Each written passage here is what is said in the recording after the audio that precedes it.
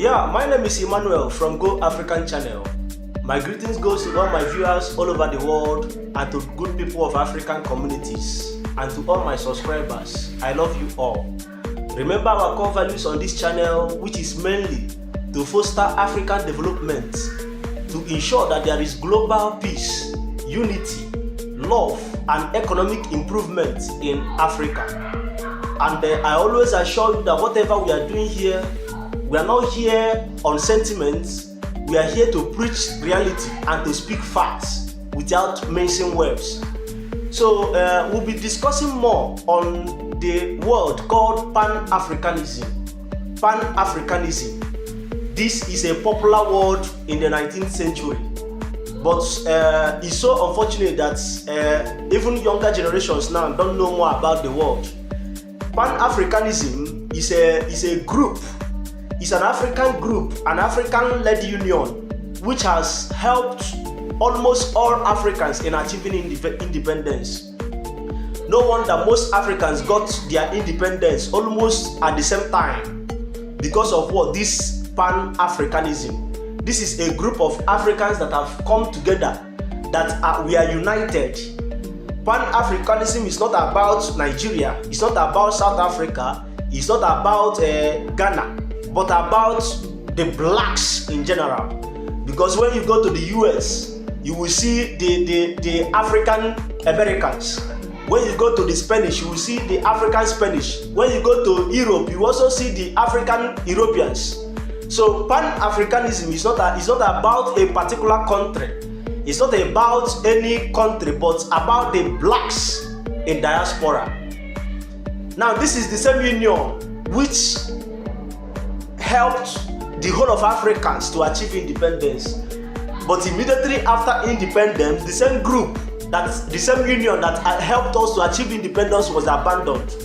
And I think this is where African problem started. This is where African problem started. Because the core values of Pan-Africanism was to foster unity among Africans, to bring cooperation, to bring one mind, which is unity, we stand, divided we fall, to bring love among Africans. So this group has been silent. It has its own challenges. A lot of things has happened to it, which led to so many African countries now. Many African countries are just independent on their own. They do their own thing. They don't care what happens to other Africans. Whereby what happens to Ghana happens to Ghana. What happens to Namibia happens to Namibia.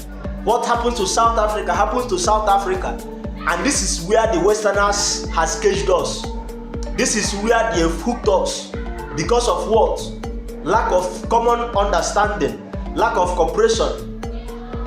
Do you know that there is no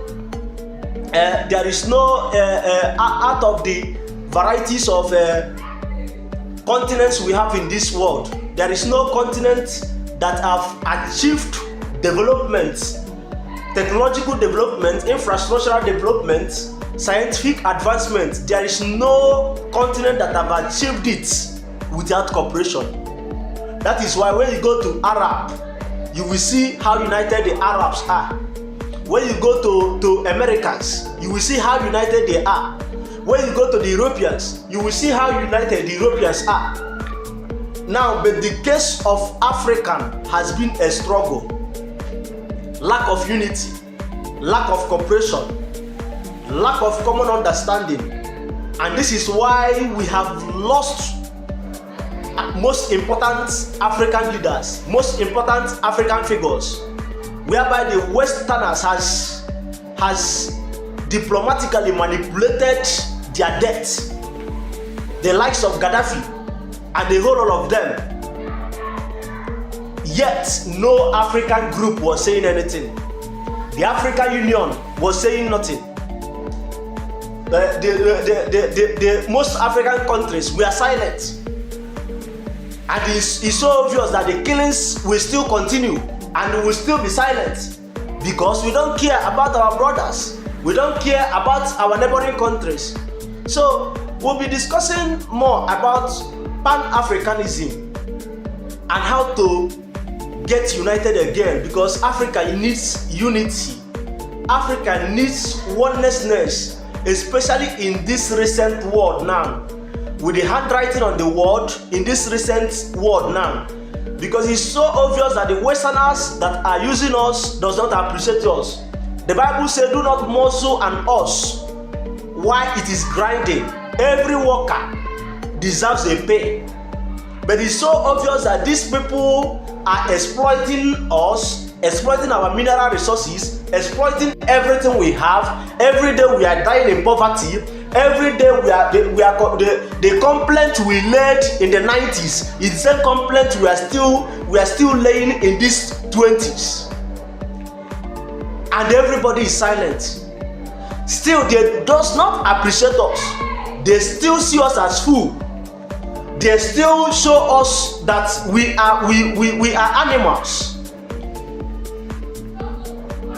So the Bible does not lie by saying, do not muzzle an ox while it is treading. Every worker deserves a pay. And now it's obvious, since the Westerner doesn't appreciate our efforts, I am glad with what is going on now. The African liberation. Africans are getting liberated now. I am happy to hear that the Ghana president John